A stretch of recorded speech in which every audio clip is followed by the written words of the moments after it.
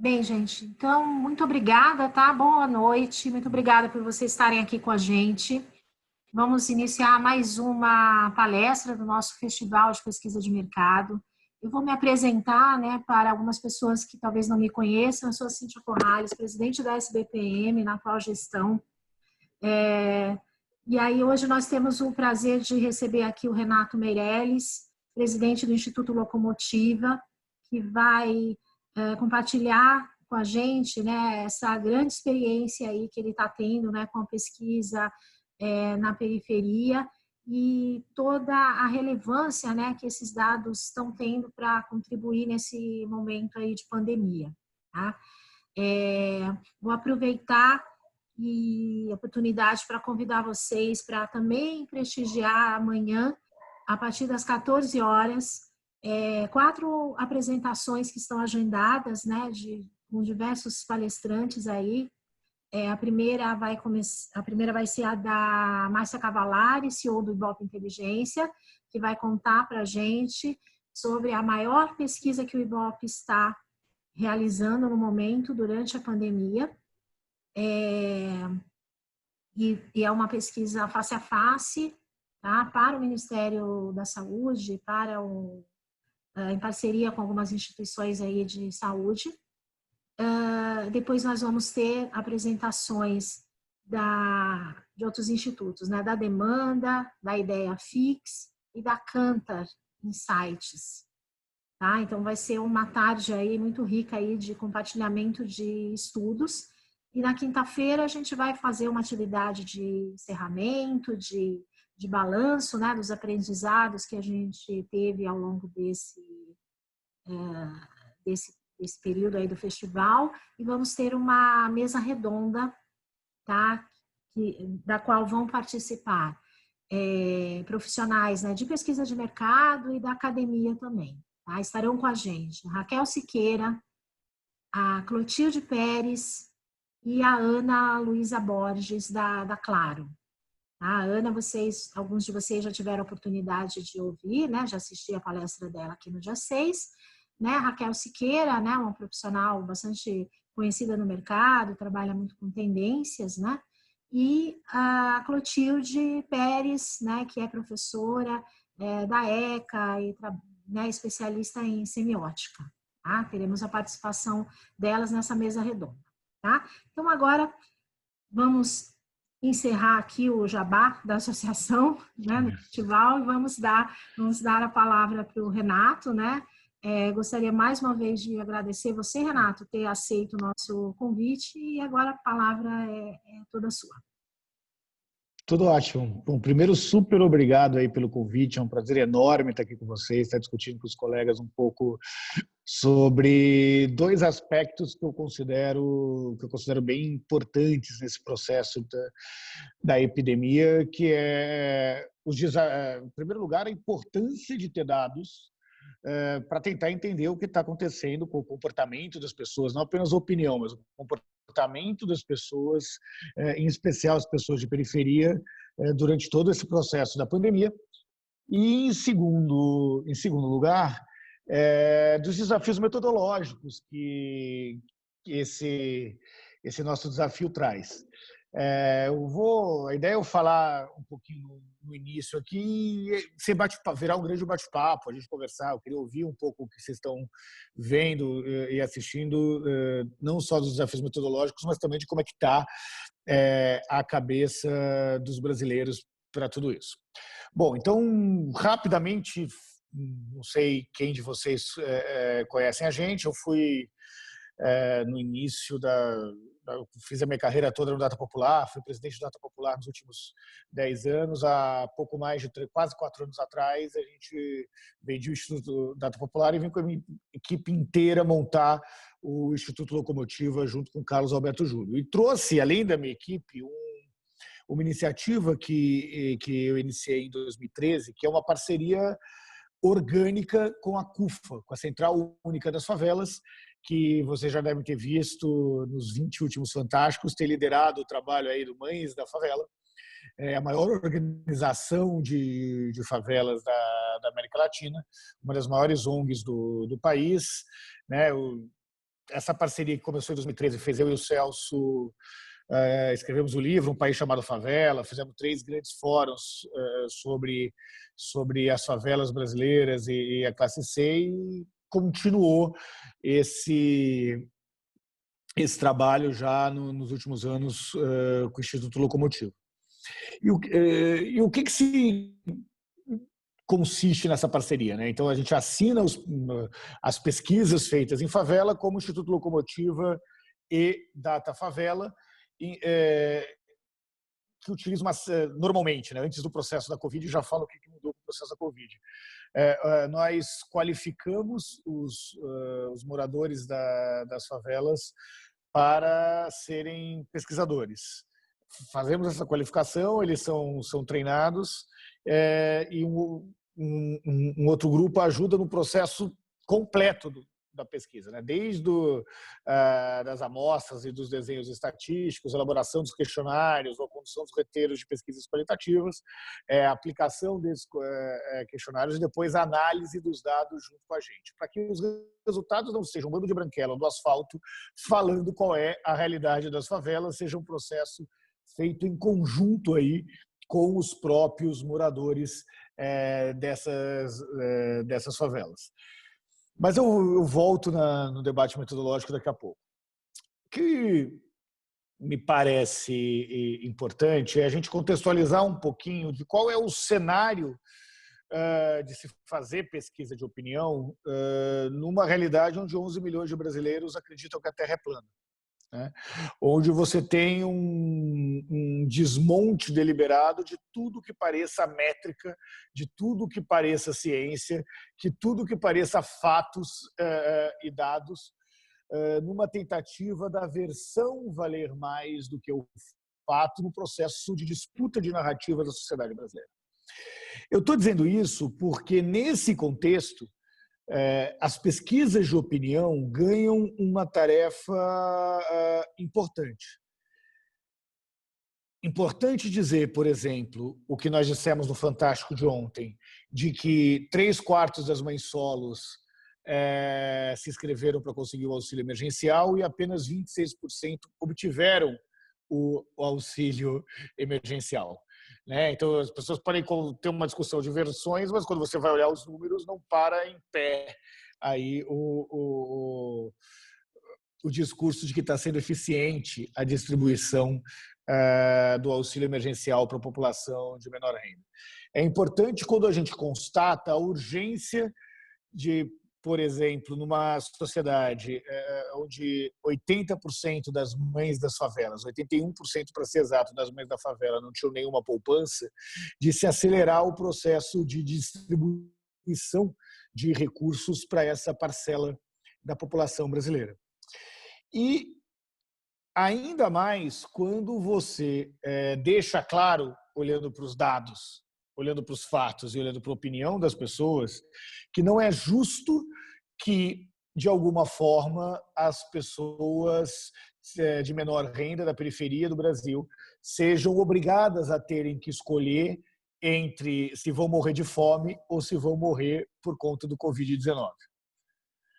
Eu estou dizendo isso porque talvez o primeiro efeito que as pesquisas do Data Favela conseguiram produzir, né, já desde o início da pandemia, é acabar com o que talvez tenha sido a primeira grande fake news desse momento em que nós estamos vivendo. A primeira grande fake news foi dizer que o vírus era um vírus democrático, que era um vírus que atingia da mesma forma pobres e ricos no nosso país. E o que os dados mostram é que o vírus pode até ser democrático, mas os anticorpos necessários para resistir ao vírus num país desigual como é o Brasil não são iguais, né? Uma coisa é você conseguir praticar o isolamento social, por exemplo, estando numa casa confortável, como a maioria das nossas casas, inclusive a minha, com água encanada, com geladeira cheia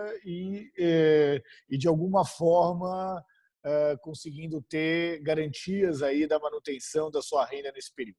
A outra coisa é a realidade das favelas, onde, como eu disse, 81% das mães de favela não tinham nenhum dinheiro guardado, não tinham poupança para resistir à epidemia, onde um terço delas trabalham no mercado informal, e são pessoas que literalmente têm que vender o almoço para comprar a janta e sofrem com a crise econômica que vem da pandemia, quando quando 46%, quase metade dos lares das favelas brasileiras não tem água encanada, né? E moram numa realidade onde em 20 metros quadrados convivem com 5, 6 pessoas, o que torna o processo de confinamento e de isolamento social ainda mais complicado.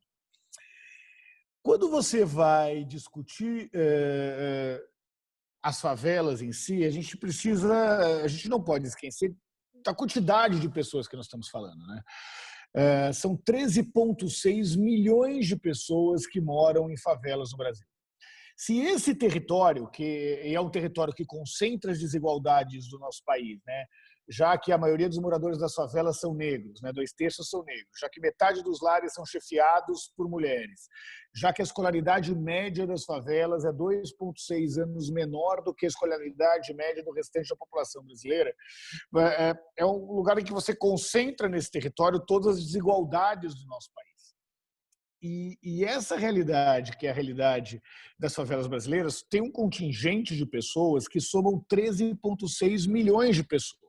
O que significa dizer que, se essas pessoas formassem um território da federação, seria o 5º maior estado do Brasil. Para vocês terem uma ideia, eu tenho mais favelado que gaúcho. Então, nós não estamos falando, digamos assim, de uma parcela restrita da população brasileira. Nós estamos falando de muita gente que, até a pandemia, tinha um consumo maior do que o Uruguai, por exemplo. Os moradores de favela consumiam, até a pandemia, 119 bilhões de reais. O que dá, além de ser maior do que o consumo do Uruguai, é maior do que o consumo de 20 estados da Federação Brasileira. Essa realidade das favelas, por outro lado, também ganhou mais luz durante o período da pandemia por uma questão muito simples. O vírus escancarou a desigualdade do nosso país. E, ao escancarar a desigualdade do nosso país, começou a ficar muito claro que não seria mais possível combater o vírus sem ações integradas entre o asfalto e a favela, na medida em que boa parte da mão de obra desse território, inclusive, trabalha aí no asfalto, né? Então, não teria muito como sair aí desse processo sem, de alguma forma, ter até segurança para o asfalto, se pensar políticas públicas e privadas de contenção à disseminação do vírus e à sobrevivência dessas parcelas da comunidade. Quais são os desafios objetivos que já existiam em fazer pesquisa nesse território? A primeira, que é o território ocupado, né? Vamos deixar claro que, se tem um lugar onde o Estado mínimo funciona no Brasil, esse Estado é a favela, né? Favela é o território onde menos tem presença do Estado, onde menos tem creche, onde menos tem escola pública, onde menos tem transporte público, onde menos tem hospitais e postos de saúde pública. Então, o Estado mínimo já existe no Brasil, existe nas mais de 7 mil favelas do nosso país. E quando o Estado não ocupa, existe uma disputa entre o monopólio da força nesse território, que é disputado entre as milícias e entre o tráfico. Então, ou você consegue ter uma presença orgânica nas associações, nos líderes comunitários desse território, ou você simplesmente não consegue entrar neste território para fazer algum tipo de pesquisa presencial. Então, esse é o primeiro grande desafio metodológico. O segundo é que o processo de elaboração de roteiros e de questionários tem um processo de pré-teste que exige uma adequação radical do vocabulário, na forma de se fazer as questões, para garantir uma homogeneidade no entendimento daquela questão. Eu não preciso explicar para vocês que, obviamente, a gente tem que perguntar da mesma forma em todos os lugares. Mas, então, achar o ponto em que o mesmo entendimento sobre aquela forma acontece numa periferia do Recife, ou lá em Brasília Teimosa, no Recife, ou aqui em Heliópolis, né? Ou em qualquer vila do Rio Grande do Sul, também é um desafio que não é trivial. Então, o processo de pré-teste desses questionários é um processo muito grande. Fora isso, com o Covid, fazer a pesquisa presencial, fazer uma pesquisa territorial é um desafio ainda maior nesses territórios. O que acontece? Desde 2013, a gente foi juntando um grande banco de dados, né, sobre as pessoas que, de alguma forma, participavam de todas as pesquisas da Datafavela feito em todo esse processo. Esse banco de dados nos permitiu e a gente sempre pensava que a gente ia utilizar esse banco de dados para conseguir fazer pesquisa não presencial numa situação de conflito de violência dentro das favelas. Né? Então, o que a gente imaginava é, bom, está tendo ocupação no Morro do Alemão, como nós vamos conseguir saber o que a população está pensando disso numa situação de conflito de violência? A gente nunca pensou que ia conseguir formar esse painel, que obviamente tem toda a divisão estatística e o tratamento adequado dos dados, mas formar esse papel, formar e colocar em atuação esse painel num contexto de epidemia como a gente está vivendo assim. Mas foi exatamente esse painel que nos permite ter uma sintonia fina. Nós já fizemos aí mais de 5 pesquisas sobre a realidade dos moradores de favela nesse período de pandemia. É isso, estou super aberto à disposição, vamos bater papo e eu vou dividindo outros números e outros desafios metodológicos aí enquanto a gente for conversando.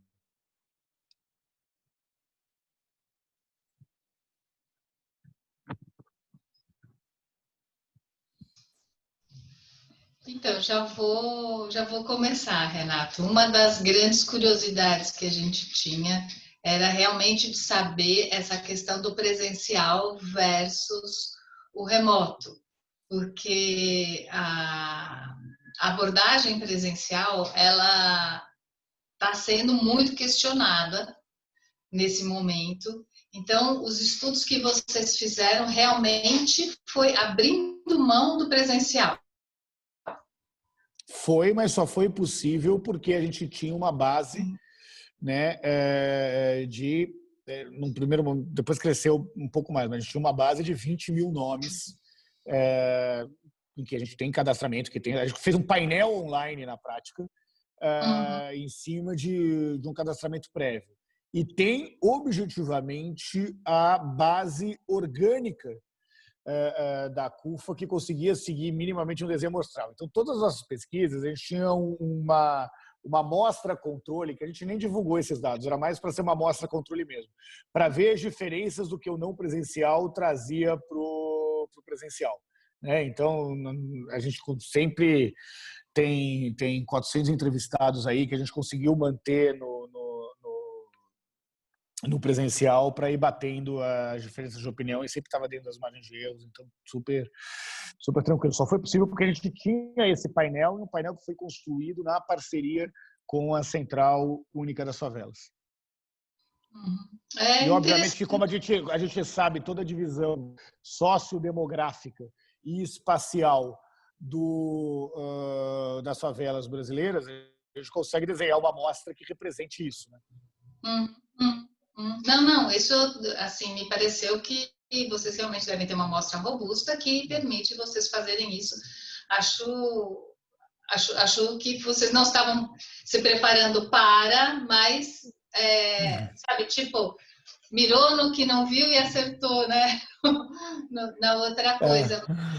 A fantasia que a gente tem é que tem um segmento da população absolutamente gigantesco que não tem acesso à digitalização e que isso impacta não só a indústria da pesquisa, impacta a educação, impacta toda essa comunicação que para um segmento da população é meio virar a chave, mas para outro não existe a chave, né? Então, eu te perguntaria, se você falou, vou falar de uns números, eu te perguntaria isso, qual que é esse segmento, assim, qual que é a proporção de pessoas que realmente estão excluídas?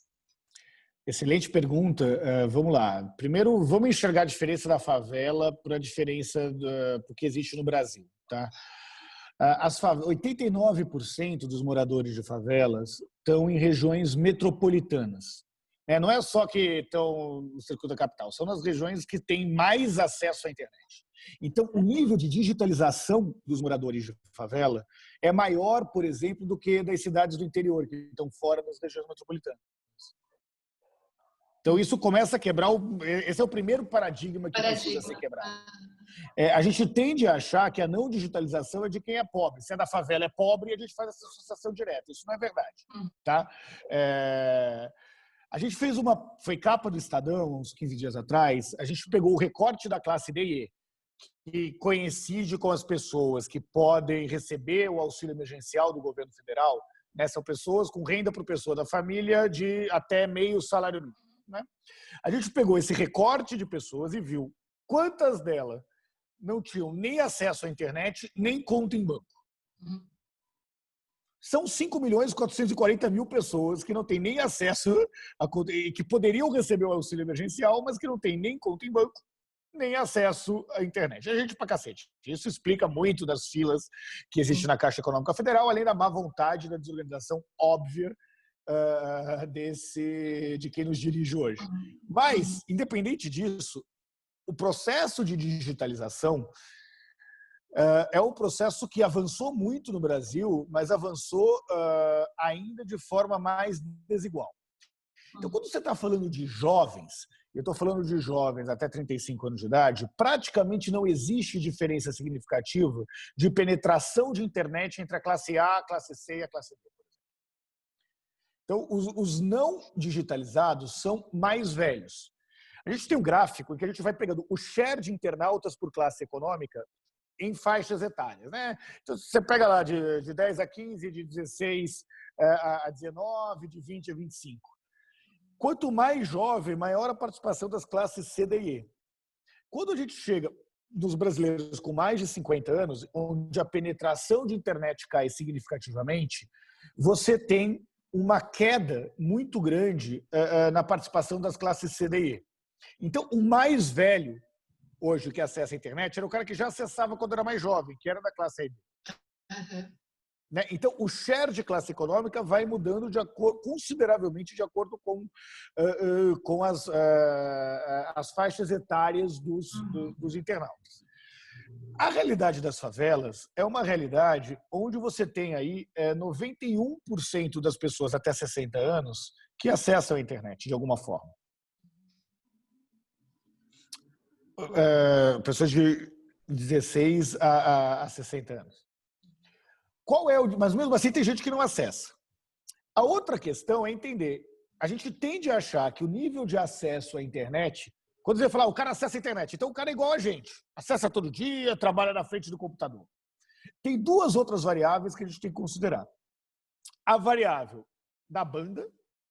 Então, imagina que 80% das pessoas que acessam a internet pelo celular, que já é o maior device do Brasil, já é o primeiro device que a pessoa tem acesso na baixa renda, e já é o maior device entre o total de internautas no Brasil. 80% de quem tem pré-pago, os dados não duram até o final do que está feito. Desculpa, de quem tem smartphone, os dados não duram até o final do período programado. E 25% só acessa via Wi-Fi.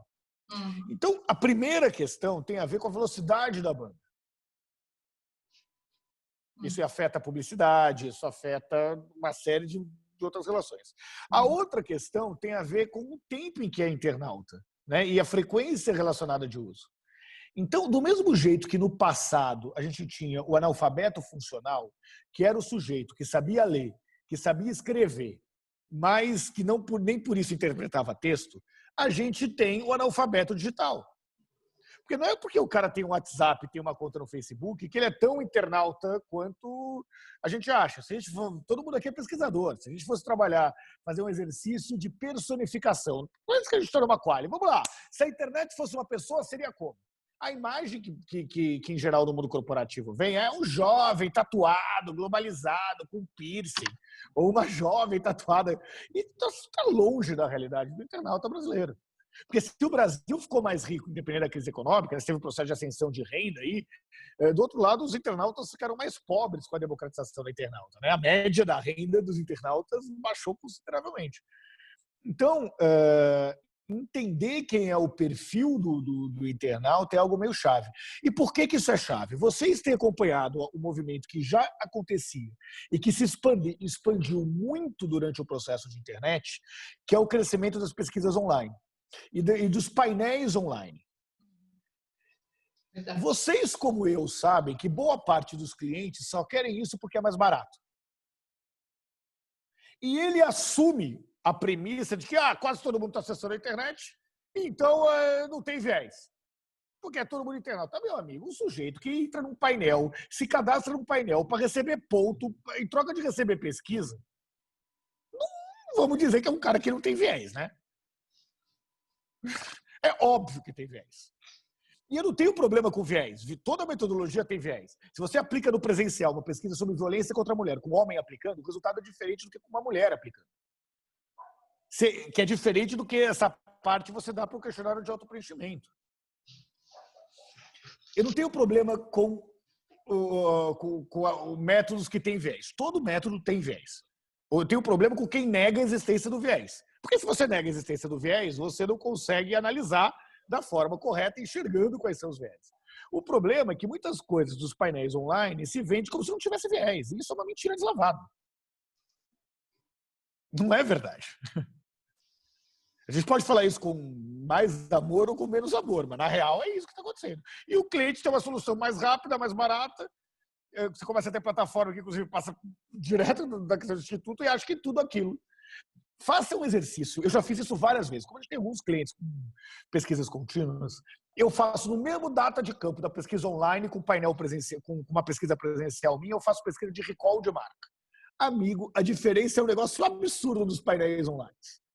De pesquisa de recall quando você faz presencial, telefone com painel online. Gritante a diferença. Aliás, se você usar o fornecedor do painel online A versus o fornecedor do painel online B, você vai ver que a diferença também é gritante. Porque a fonte de cadastramento foi completamente diferente. Eu sei que não é um assunto que é muito agradável sempre de falar, mas é real o que acontece. Então, acho que o que a gente conseguiu fazer no Datafavela é que ninguém se cadastrou para receber nada. A gente tem que o Maí, aí não faz questão de voto também, mas que o Paraná vão divulgar de instituto, a gente consegue fazer isso através de urnas telefônicas, para ter intenção de voto, né? Para entender cenários, usar pesquisas quantitativas online já, para entender cenários, que é uma outra coisa importante, dependendo do assunto, você consegue. Né? Mas intenção de voto, ainda mais se você parte apenas de painéis, é complicado. Queria fazer uma Serve pergunta. muito mais para você ver as tendências, tá? Então, você vai ter um painel para ir vendo as tendências do que o resultado em si, para cravar o resultado. Queria fazer uma pergunta. Cíntia? Obrigada, Renato. Imagina. Pode falar, Marilene? Quem queria fazer a pergunta? Pode falar.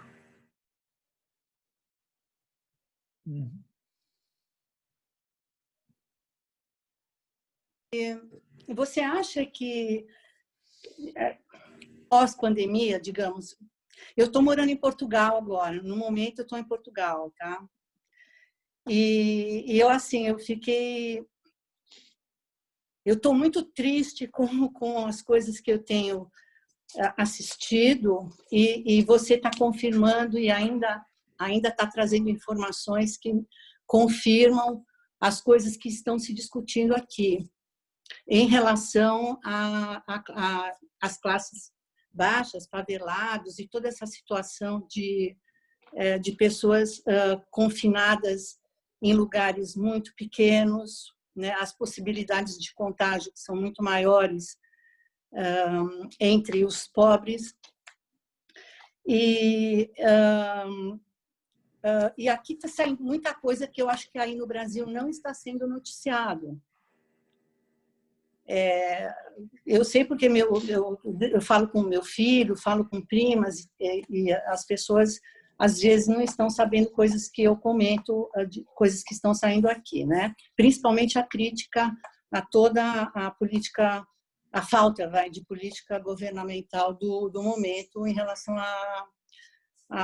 não há, por exemplo, estratégia com relação a favelas, não há estratégia com relação a toda essa população que é tão desigual.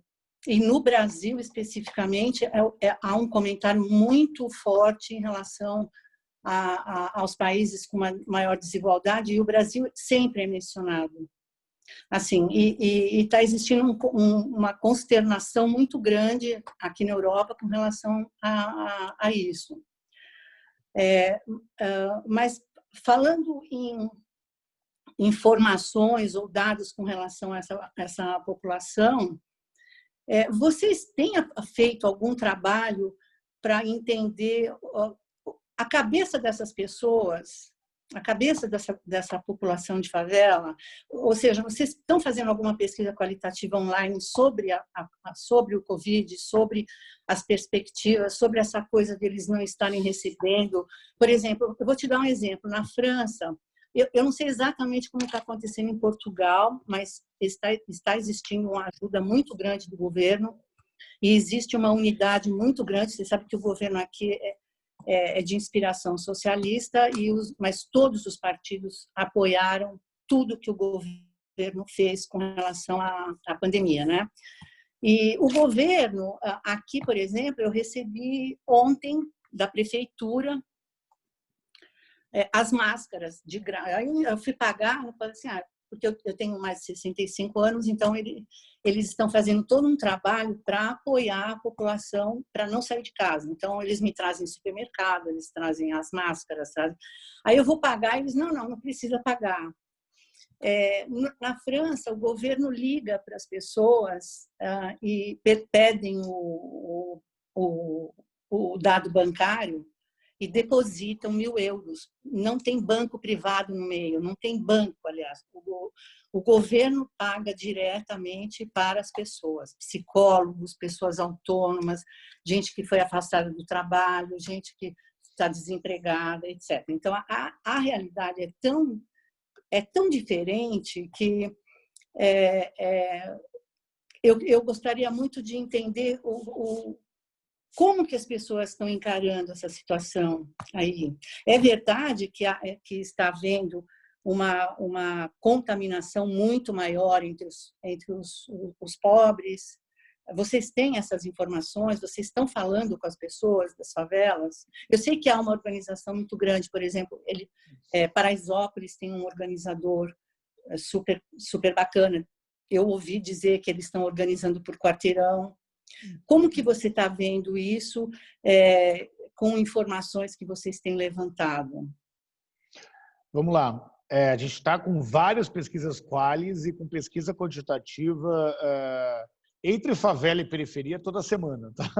Desde quando começou a pandemia. Na verdade, o nosso ritmo a gente faz uma em favela numa semana, uma outra nacional na outra semana. Uma em favela uma semana, uma na outra nacional toda semana. A gente nunca produziu no espaço. Nem em eleição a gente produziu tanto dado e tanta pesquisa no tamanho e na velocidade que a gente está conseguindo produzir.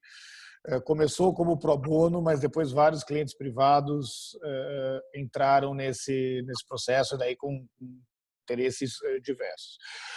O que a gente vai ver é que quanto menor a renda, menor o senso sobre a gravidade da pandemia, né? Você tem isso por algumas razões. Você tem um número menor de pessoas que conhecem vítimas, seja porque a pandemia chegou depois na periferia do que chegou nas camadas mais ricas, seja porque o grau de subnotificação de gente morrendo em casa na periferia é maior do que no restante. Então, você conhece menos gente do que você conhece com o pessoal do centro, você tem um grau de sensibilização menor.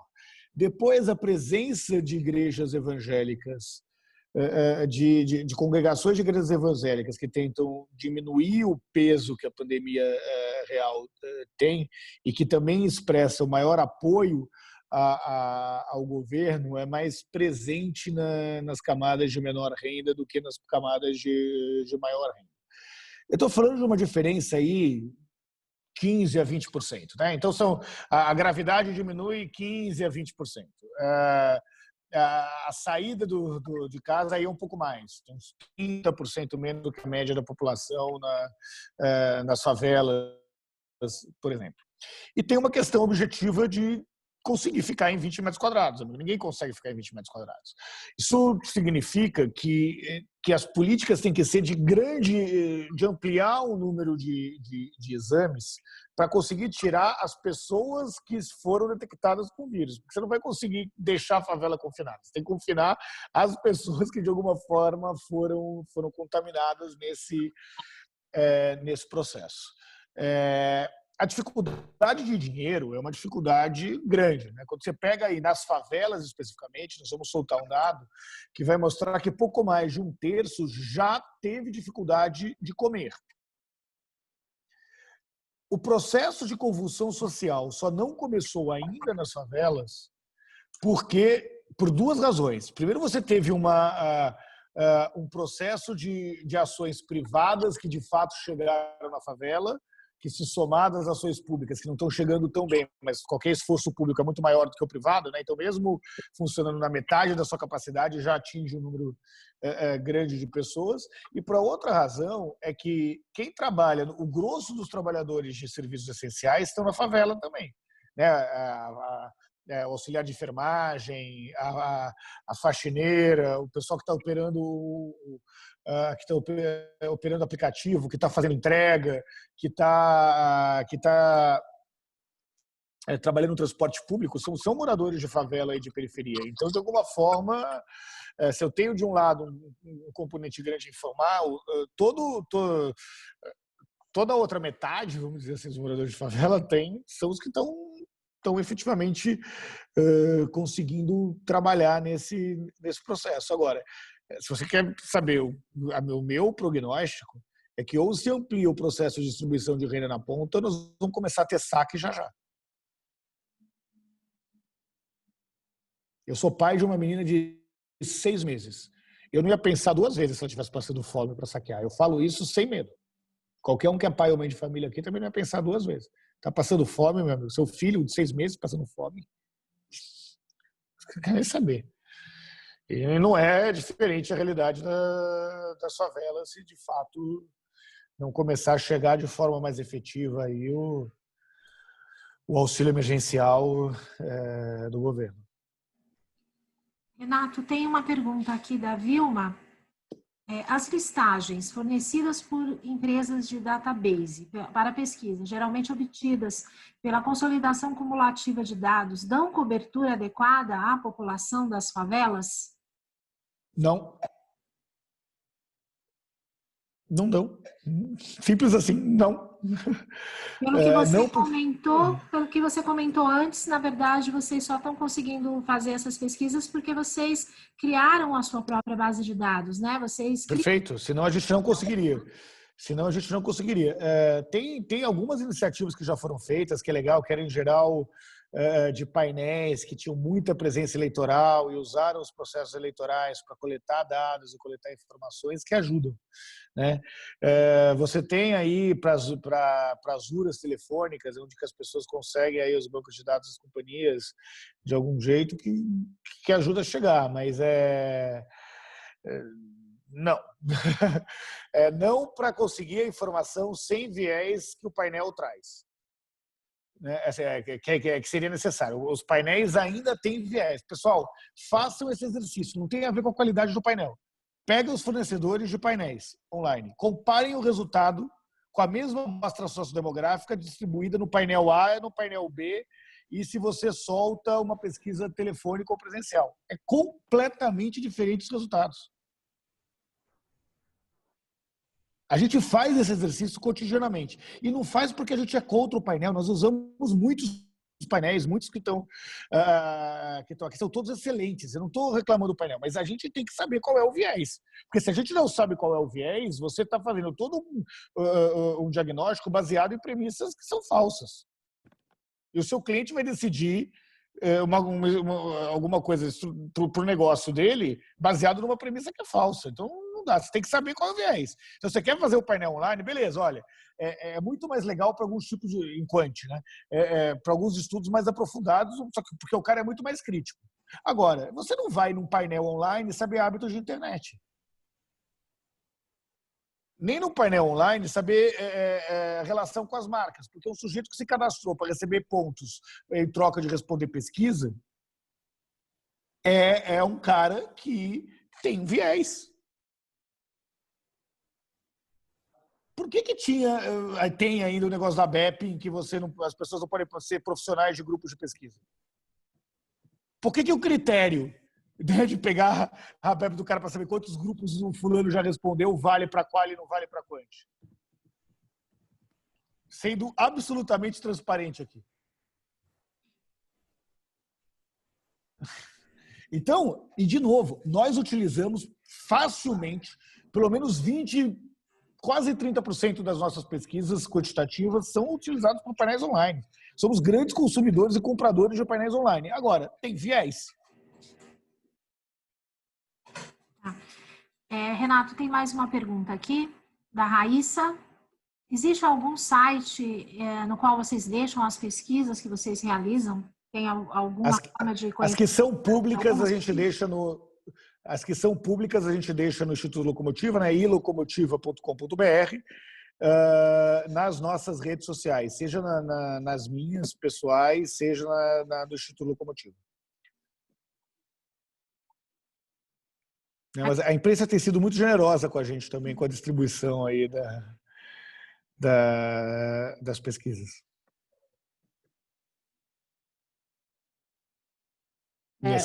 Renato. Oi, Renato. Oi, boa Marina. noite. Tudo Tudo bom? bem? Eu sou Boa noite. Marina. Boa noite. Eu não trabalho com pesquisa diretamente, eu trabalho com pesquisadores. Eu sou tradutora, intérprete. E eu tenho uma pergunta sobre viés, você estava comentando. Eu achei fantástico você falar que pesquisa etnográfica não é safari, né? Por exemplo, eu fiz muito trabalho em home, de classe C e D, para cosmético, para papel higiênico, para tudo que você conseguir imaginar. E, por exemplo, como é que você consegue? Eu estava pensando assim, a gente sempre tem aquela ideia de, olha, você vai em tal lugar, então você vai com uma roupa assim, assim, assado, não sei o quê. Mas como é que você consegue minimizar o impacto que tem? Por exemplo, eu fui fazer uma simultânea, um acompanhamento numa pesquisa de condicionador para cabelo crespo alisado com alisamento químico. Como é que você diminui o impacto de você ter uma mulher loira, branquela, de zóio azul, cabelo liso, fazendo tradução simultânea numa pesquisa desse tipo? Não é diminui. O que eu faço demais. Não tem nada que dê para fazer, por mais que você... Claro, mas Marina, o lance aí é sacar qual é o viés e considerá-lo no processo de análise. Mas é óbvio que influencia. Né? Acho que a primeira etno que eu fiz na vida foi na Coab 1 em Arthur Alvinas, na leste de São Paulo, num apartamento de 30 metros quadrados, que morava a dona de casa, o marido dela 15 anos mais novo, a mãe da família, uma criança, um gato e um cachorro que acordava lambendo a minha cara todo dia de manhã em, sei lá, 30 metros quadrados. É óbvio que qualquer pessoa a mais em 30 metros quadrados vai envezar. É óbvio que com esse branquelo que está aí, envesa. Só que o lance das qualis é conseguir saber o que está por trás dos discursos, né? A diferença entre o que o cara diz que faz, pensa que faz e realmente faz. Sim.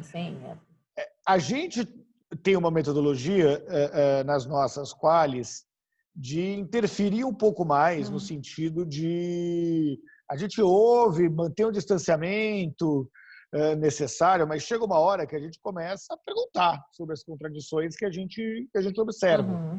Né? Eu não posso ser um gravador de qualquer coisa que o cara fala, porque elas serão incoerentes. Então, ou a gente entende a natureza dessa incoerência, e para isso você tem que perguntar, você tem que interferir com jeito, com cuidado, com método, mas você tem que, depois de um processo inicial, interferir nas pessoas, ou você não consegue efetivamente ter os resultados. Eu lembro que uma vez a gente foi com um gringo, né, fazer uma pesquisa sobre sabão em pó. O cara era o vice-presidente mundial do sabão em pó, né? Não sabia nem que existia esse cargo até então.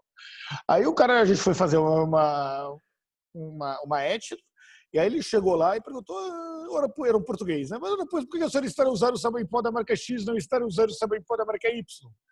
Aí ele falou, oxi, para me fazer essa pergunta, o senhor não costuma lavar muita roupa, não, né? Era uma migrante nordestina, engraçadíssima, fantástica. Ela falou, de fato, eu não costumo lavar muita roupa, não, mas a gente estuda bastante sobre isso. Oxe, estuda, tem escola agora que ensina a lavar roupa. Já vi que o senhor não entende nada disso. Esse pozinho que o senhor está falando aí não faz espuma. E se ele não faz espuma, ele não deixa a blusa do meu marido branquinha e a camiseta do meu menino cheirosa. Quando a gente saiu de lá, o cara virou para mim e falou, Renato, nós gastamos milhões de dólares para desenvolver um sabão em pó que não faz espuma. Sim, aqui no Brasil não vende. Não vende. Então tem uma lógica assim, de entender onde que pega, onde não pega. E, em geral, eu já fiz etnos em que eu conseguia que uma entrevistada de 40 anos falava que economizava absorvente colocando uma folha de papel entre a calcinha e a pele. Falou isso para mim.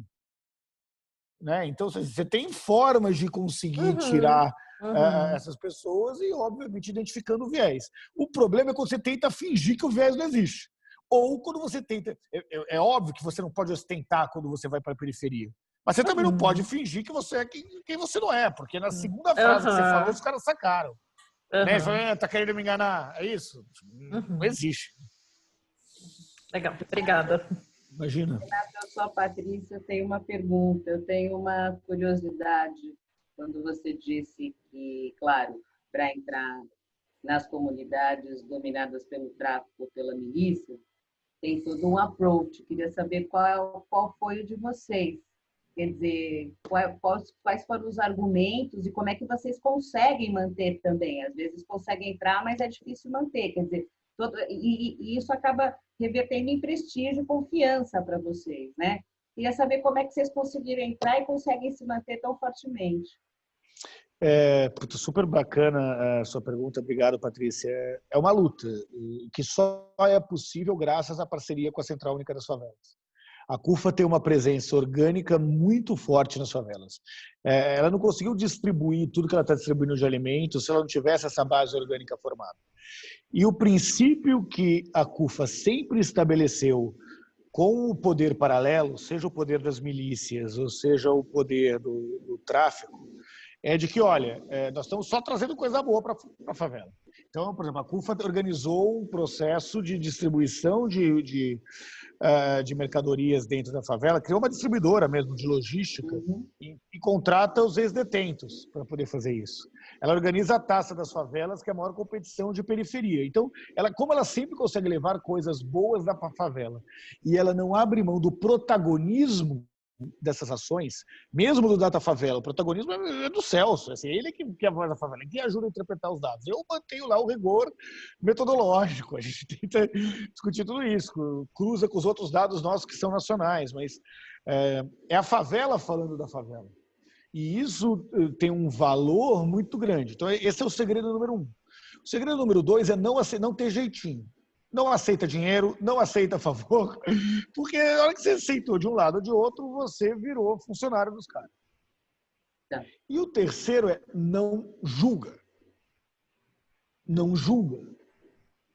Porque o processo de julgamento reforça estereótipos que essas pessoas tentam, de algum jeito, combater.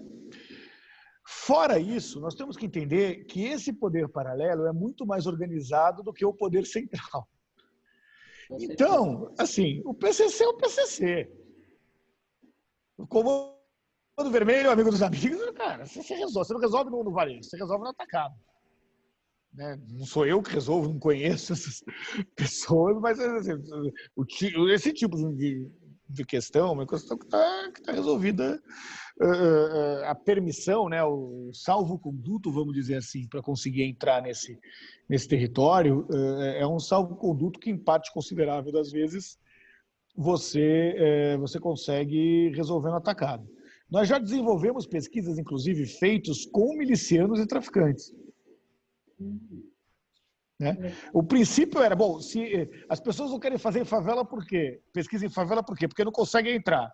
Bom, se o Data Favela foi lá e entrevistou aquelas pessoas que não deixam os outros entrarem, então a gente consegue fazer pesquisa em favela.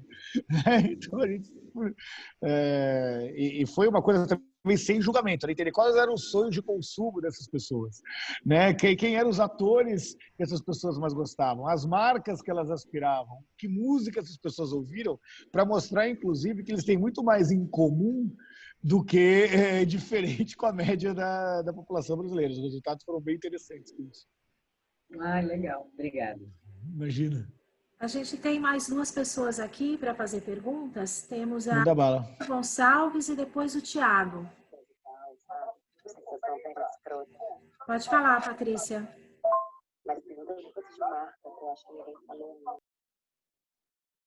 Você está sem som, Pati? Desculpa, perdão.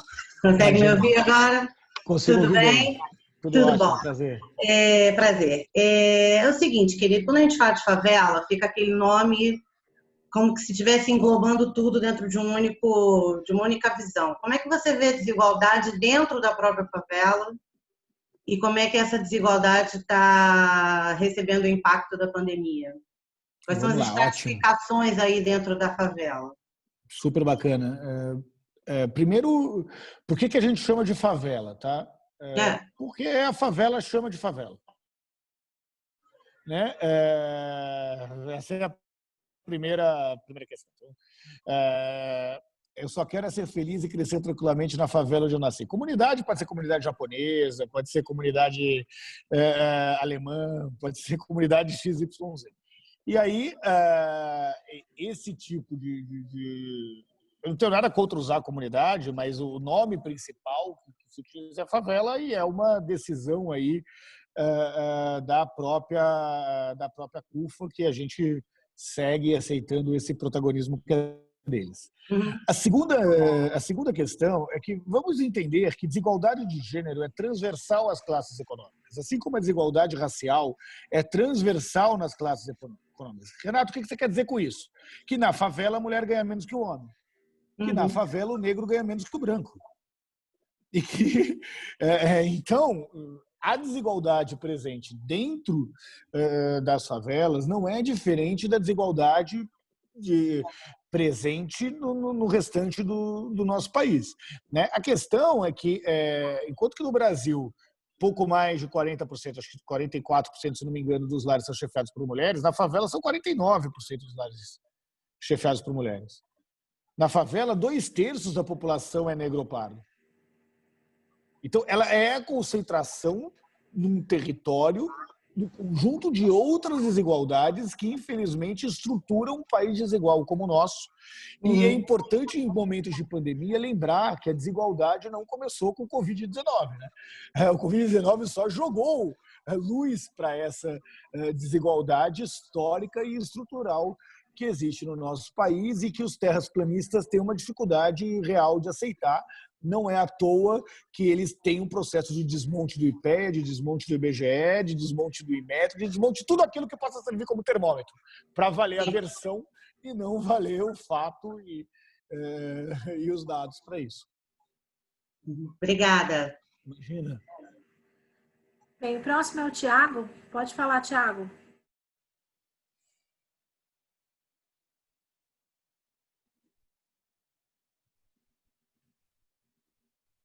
Pode falar, Tiago.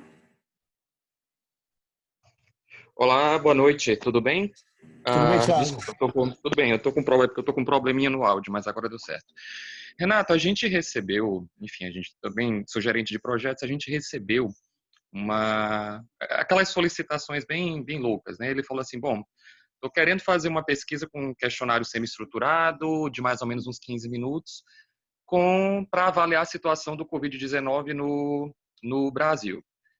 Ok, então eles mandaram o questionário em inglês, a gente tinha que traduzir aquela coisa toda. Ele falou, bom, e eu preciso fazer um corte para avaliar de acordo com a renda das pessoas. Então eu vou querer dados de pessoas que são por critério Brasil, que seria o equivalente, né? Pessoas classe A, classe B, classe C1, C, mas principalmente C1, C2 e D, porque ele queria fazer o corte para análise dele, etc. e tal. E ele fez uma pergunta para a gente que a gente ficou meio assim, nesse momento de pandemia, que está com restrição, isolamento social, etc. e tal, qual seria a melhor metodologia que você sugere para a gente? Porque são pessoas que têm um problema de renda, mas muito o que a gente sabe de dados do Brasil é que todas essas pessoas Metodologia para chegar na definição de classe, é isso, Thiago? Não, a metodologia, na realidade, como que eles fariam para chegar, qual seria o melhor approach para chegar nesse pessoal? Porque eles falaram, bom, se a gente fizer por telefone, praticamente todo mundo que é classe C1, C2 e D no Brasil tem um smartphone, pode estar com problema de sustento, recebendo algum tipo de auxílio, etc. e tal, mas eles têm. Então, a gente faz o quê? Faz um CAT, a gente faz uma ligação telefônica, a gente utiliza painel, vocês são capazes de recrutar, mas será que não vai ter um viés se não for através de um painel? E aí a pessoa vai receber um link dentro de casa, e ela vai ter que ter internet, vai ter que responder pelo celular, e ficou aquela coisa de responder para ele como que seria esse approach, qual seria a maneira mais viável de chegar durante a pandemia em todo esse pessoal que, por critério Brasil, seria C1, C2 e D. E eu fiquei naquela, o que eu respondo para ele, o que eu sugiro, enfim, qual seria o melhor approach aí? Fazer online, por celular?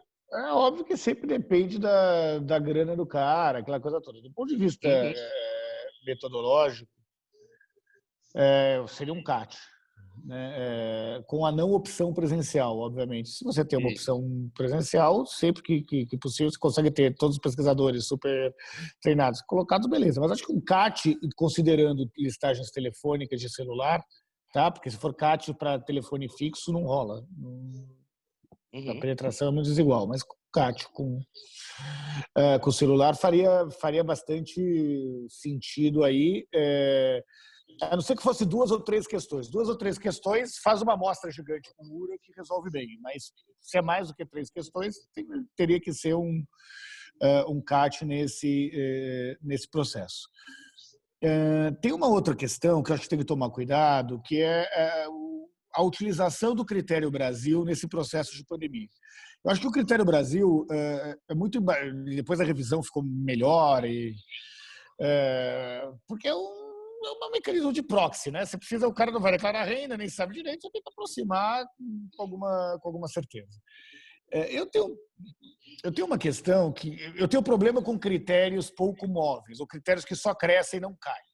Então, como você pensa o processo de cadastramento? O Brasil teve, num processo muito rápido, um contingente gigantesco de algumas milhões de pessoas que se tornaram novos pobres.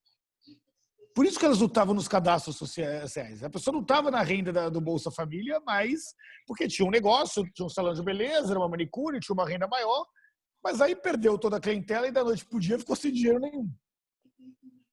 Só que ela não vendeu o telefone, ela não vendeu a televisão, ela não vendeu o computador, a geladeira, diminuiu a escolaridade dela. Então, você detectar quedas de renda abruptas como que aconteceu no Covid, utilizando uma ferramenta de proxy, é mais complicado do que em outras situações mais normais para isso.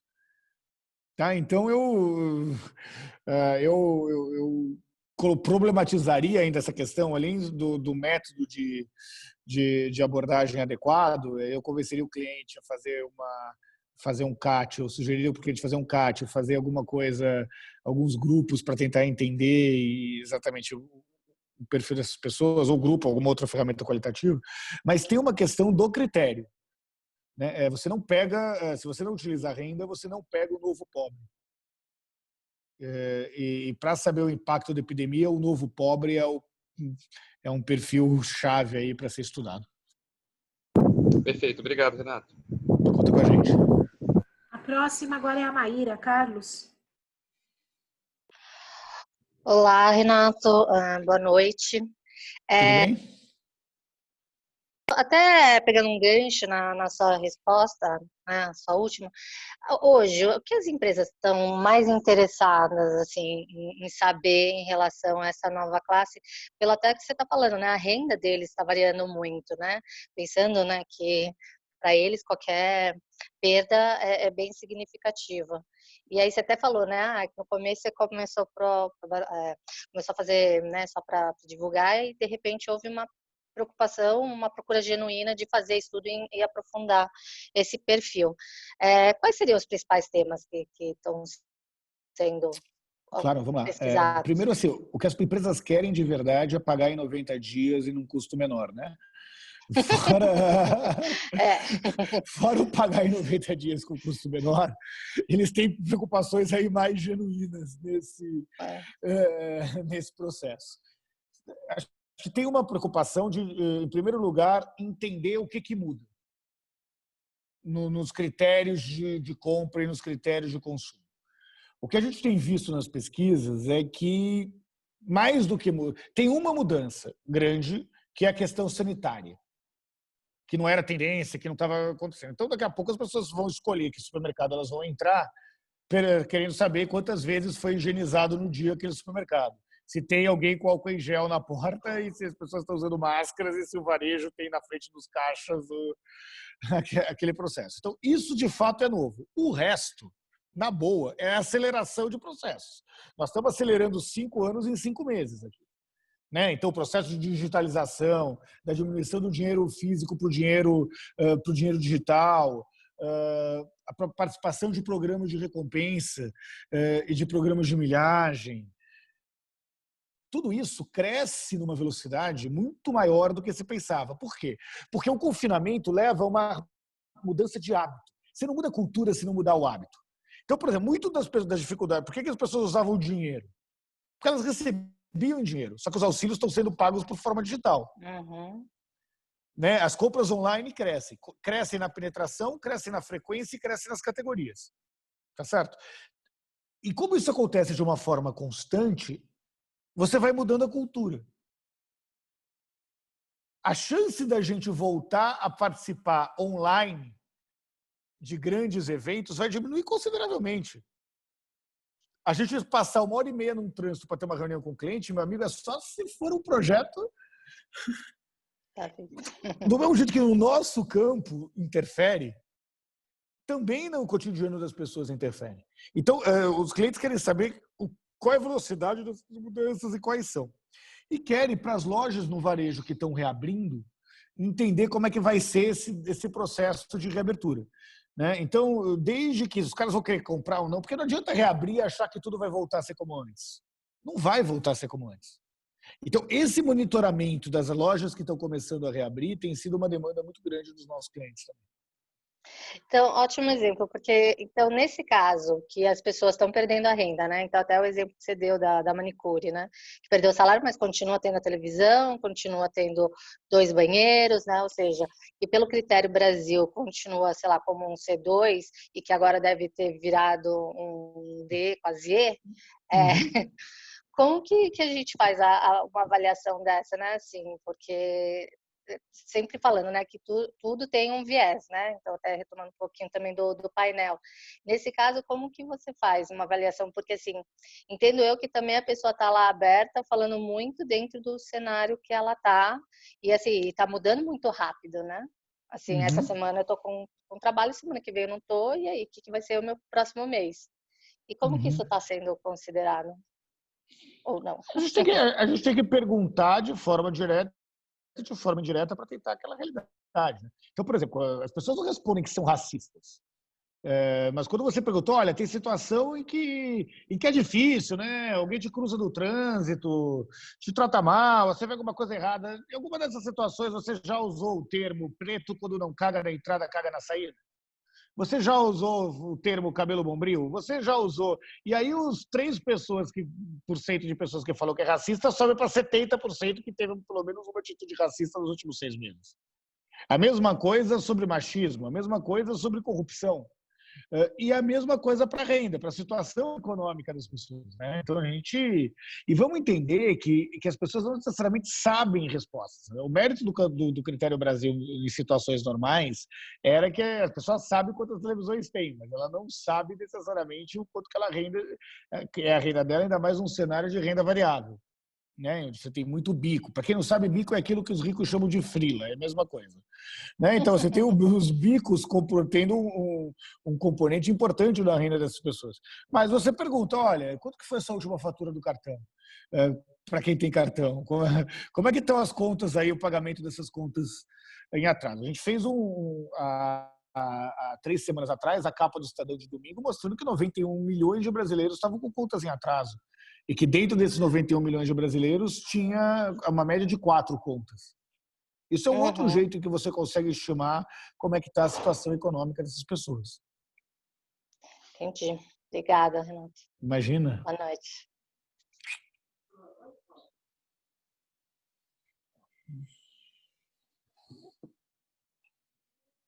Sou eu agora, Cíntia? Cíntia, você está sem Oi, áudio. Tá me ouvindo? Eu tô? Oi, é você, Rita. Desculpa, eu esqueci que eu estava no mute. Tudo bem, Renato? Tudo bem? Tudo bem. Continuando um pouquinho nos vieses, você já falou que as empresas de database não cobrem a população de favelas. Eu queria que você falasse um pouquinho de pesquisa telefônica, que é o que os grandes institutos têm usado, por exemplo, para fazer pesquisas de opinião pública e eleitorais, por exemplo. A pesquisa... Oi, Rita. Pode falar, pode falar.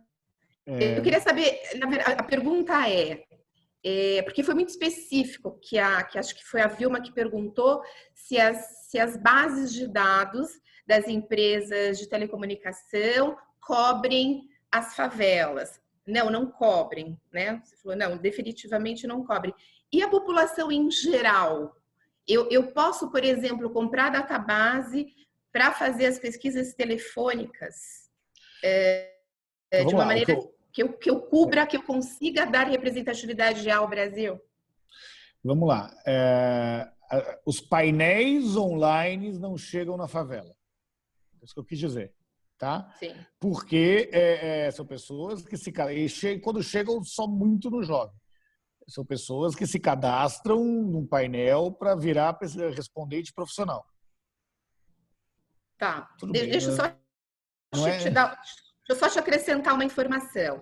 Eu penso o seguinte, porque eu faço um desenho amostral estatístico. Então, para fazer o Brasil inteiro, eu trabalho com o PNAD, com o IBGE, distribuo. No velho normal, as pessoas vão para a rua, fazem as entrevistas, certo? No new normal, que é o que estão se chamando, a gente não consegue mais acessar essas pessoas fisicamente. Logo, a gente tem, enfim, trabalhado em questões de fazer por telefone. Então, quer dizer, eu vou continuar com o meu desenho amostral representativo do Brasil, tradicional, com dados oficiais de IBGE e de PNAD, só que o formato será telefônico. Só que para isso eu preciso dessas datas bases. Isso funciona, isso tem algum viés, porque a gente tem encontrado alguns números diferentes do ponto de vista de avaliação de governo atual,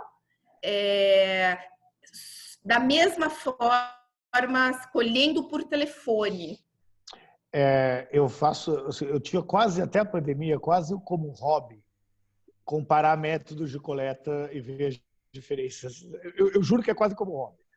Estou terminando um livro que é só sobre viés. Pô, Renato, mas um presidente de instituto de pesquisa falando que pesquisa tem viés, deixa eu te falar, amigo, o mundo tem viés, tá? Então, assume qual é e trabalha no processo analítico para você tentar reduzir isso ao máximo nesse processo. Então, as formas de coleta de dados têm viés.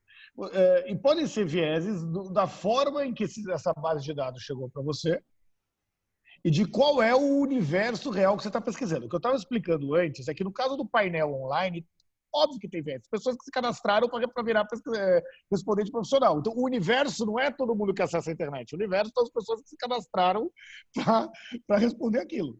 Tá? Na pesquisa telefônica, você não tem esse viés. Mas você pode ter viés da origem da base de dados que você correu atrás. Eu não vou perguntar como você conseguiu aqui. Como que se resolve ou diminui esse processo de viés? Pede o CEP e já referencia as respostas. Tá, se a base não vem com o CEP, pede o CEP. Bota lá o númerozinho, vai lá, tem que responder CEP. O cara do campo odeia, vai falar que não dá, que não quer ter checagem, o cacete, pede o CEP. E não coloca como opcional. Não passa para frente esse processo. 1, pede o CEP. 2, garante que tem celular e tem telefone fixo. E 3, garante a aleatoriedade. Então, essa história de pegar a listagem e sair do braço fazendo não funciona mais. Pega lá o softwarezinho que vai rodando a aleatoriedade, vai dizendo para você que além da sua produtividade aumentar substancialmente, você garante a aleatoriedade desse processo e aí a chance de diminuir o viés é muito maior. Só que eu tenho feito esse processo de checagem pegando o CEP, tá? Tá. Maravilha. Obrigada. Imagina. Mais alguém, turma? Mais alguém? Bem, ninguém fez mais nenhuma pergunta. Eu queria então fazer deixa eu... uma. Opa, manda bala, Ana. Como que tem sido a recepção dessas pessoas quanto à pesquisa? O instituto em que eu trabalho tem tido essa dificuldade. Às vezes a gente liga para a pessoa e no momento que a gente fala que é uma pesquisa, a pessoa fala que já tem outras milhares de preocupações, que ela está preocupada com o vírus, que ela está preocupada com a renda dela e que ela não está com cabeça para responder pesquisa, ou então ela responde ali de qualquer jeito e o que prejudica a coletagem dos dados. Como que tem sido a abordagem e a recepção das pessoas nas pesquisas que você tem feito durante a pandemia? A gente tem uma ótima pergunta. O que a gente tem explicado, na verdade, é que isso daqui é para saber como empresas e governos podem lidar melhor com a questão da pandemia e, em geral, tem funcionado bem. Uhum. Dessa forma, assim. A gente não está com tanto problema de negação, não. Agora, o pré-teste está sendo muito mais cuidadoso, ainda mais cuidadoso do que sempre foi. Tá? Uhum. Não é o detalhe da pergunta. E outra coisa, amigo, não faz questionário de meia hora. O cliente que falar, eu quero fazer o questionário de meia hora, você manda, tá bom, então você vai responder, ok? Você não vai ler, não, amigo. Eu vou te ligar e vou aplicar o questionário que você não quer abrir mão da porra da pergunta mais do que combinou, mais do que o contratado e mais do que o cliente precisa. Faz ele responder e vê se ele funciona. Se no final, tá no 28 minutos, ele respondeu qualquer coisa ou se ele respondeu efetivamente. Eu estou virando um chato. Eu prefiro cada vez mais amostras maiores e questionários menores. Eu estou quase quebrando o pau com o cliente com relação a isso. Não funciona questionário de meia hora. E aí você vai ter uma mentira estatística. Porque vai ter um número que algum engenheiro nerd vai achar que é verdade, porque o fulano falou isso, e o cara não estava nem ouvindo mais o que você falou quando respondeu. Como convencer o cliente que quer enfiar tudo? É igual comercial brigando com marketing de varejista, né? Que ele quer um anúncio de 30 segundos com 9 ofertas. O consumidor não guarda nada. É a mesma coisa. Tá bom, eu só faço isso se você responder o questionário. Depois de meia hora do cara respondendo, a gente vê aí como é que é a recepção. É o único jeito de convencer cliente, tá? Eu não encontrei outro jeito ainda de convencer cliente. Renato, eu vou te ler as 2 últimas perguntas. Por favor. Daí eu já respondo e concluo. Já responde, né? Então, vamos lá. Primeiro, da Ana Amaral. Olá, Renato. Poderia falar um pouco como tem aplicado pesquisa Qualy nas favelas agora no momento de pandemia? Você tem feito mais grupos, entrevistas? Algo funciona melhor? E aí, a outra pergunta da Vilma Bocani.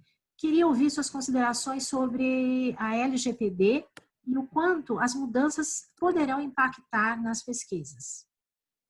Boa pergunta. Tem mais uma aqui. É a última. Manda. Já tinha encerrado. Tem problema, estamos em casa. Vamos lá. Vamos lá. Terceira pergunta. Alcides do SEAD.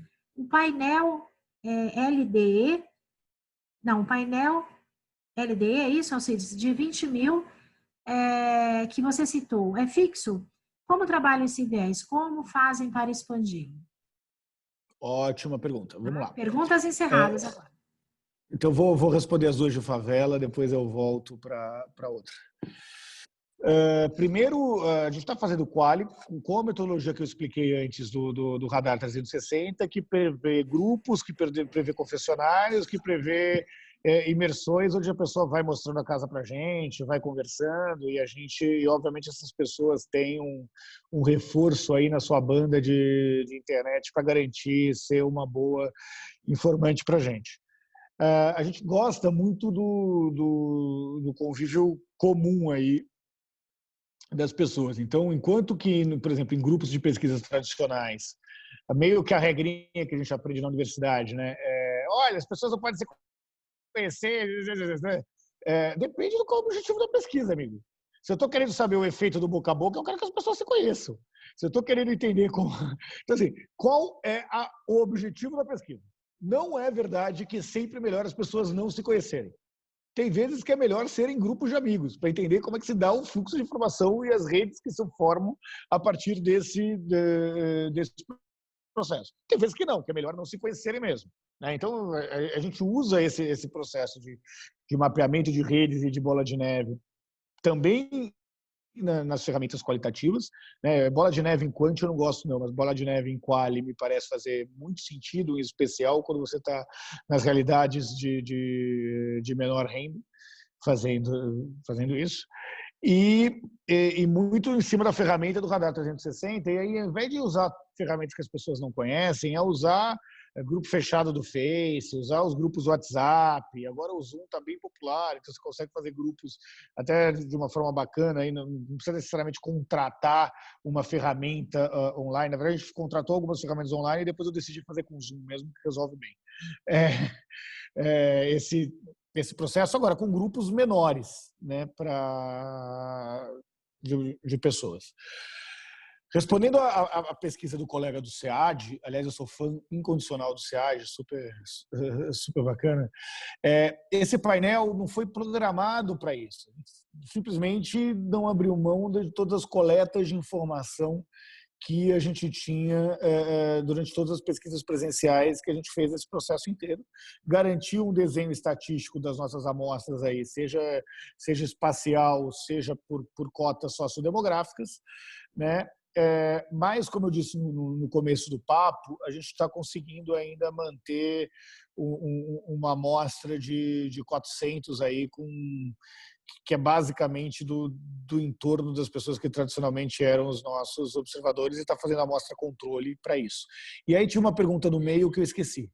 Me lembra aí que eu respondo e termino. Então, vamos lá. Agora você me pegou. Vamos ver qual que foi. A do Alcide já foi. Sobre o LGPD. Isso. Eu queria ouvir suas considerações sobre o LGPD. Ótimo. Vocês poderão impactar nas pesquisas. Puta, excelente pergunta. Acho que tem algumas formas. Né? Vamos entender que uma coisa é LGPD, outra coisa são os mecanismos que as empresas passarão a ter pelo LGPD. Então, os novos acordos e aceites que as pessoas vão fazer serão muito mais... serão diferentes, né? Para tentar proteger as empresas com isso. Acho que o grande impacto se dará em pesquisa por você não poder ou não declarar o cliente. Então, pesquisas utilizando as listagens dos clientes vão partir de um viés em que você tem que declarar, porque como a base é do cliente, a base não é sua, você tem que declarar quem é o cliente. Então, fazer pesquisa anônima com base de cliente se torna algo mais complicado, mas nada que em 6 meses algum advogado não achou uma forma de poder responder isso. Né? Do mais, as compras de bases que vêm de origens duvidosas aí serão mais complicadas também nesse processo. Terá um impacto grande da LGPD e uma tendência cada vez maior dos próprios institutos formarem os seus painéis. Pessoal, só para me despedir, eu queria dizer que foi um prazer enorme estar com um monte de colegas aqui. Desculpa se eu me alonguei mais em algumas respostas. Eu estou feliz de não ter feito... Eu estava conversando antes da gente entrar aqui. Eu não sei se eu apresento o PowerPoint, não apresento o PowerPoint, mas eu achei que foi bom não apresentar o PowerPoint e a gente ter um espaço maior para bater o papo. Quer dizer que qualquer dúvida, eu sou o cara mais acessível do mundo. Com o maior prazer, vou ter o maior prazer em conversar, trocar ideia aí sobre todos os métodos de coleta de pesquisa, de projetos que são possíveis fazer. Então, contem comigo para todos os debates que vocês acharem pertinente. É um prazer estar aqui com vocês. E a última coisa que eu queria dizer é: fiquem em casa e acreditem, a Terra é redonda. Se a Terra é redonda, ela gira. Essa merda vai passar. Então, acreditem que pode parecer que é um caos, mas como pesquisadores nós temos que entender o lado positivo dessa tragédia toda, que somos maioria. Olha, as pessoas que acreditam que a Terra é redonda são maioria, a generosidade é a maioria da população brasileira. A gente estava muito tempo achando que era a minoria. Não, a gente viu que a divisão não tem mais nada a ver com esquerda ou direita, tem a ver com as pessoas que defendem a vida versus as pessoas que defendem o vírus, e as pessoas que defendem a vida, felizmente, têm a maioria estatística da nossa sociedade. Então, nós, como os pesquisadores, vamos acreditar nos números que nós estamos vendo, e essa visão aí de que somos maioria nunca foi tão importante para a gente não cair no pessimismo da crise. Foi um prazer, pessoal. Super obrigado, Cíntia. Prazer estar aqui com vocês. Valeu, pessoal. Renato, muito obrigada, viu? Agradecendo mais uma vez. E eu gostaria só de falar uma última coisa aqui. Um comentário que eu estava pensando. Nos últimos anos, né, a gente tem discutido muito, né, que os pesquisadores perderam muito, né, do protagonismo, mas eu acho que é um ponto que a gente agora tem uma grande oportunidade, né, para recuperar isso, né, para mostrar que realmente a gente consegue contribuir muito nesse momento, né? E eu acho que o trabalho que vocês têm feito, né, tem tido uma grande visibilidade na mídia, e não é à toa, né? Porque realmente tem uma relevância, né? Eu acho que a gente tem que batalhar muito para entregar informações relevantes, não só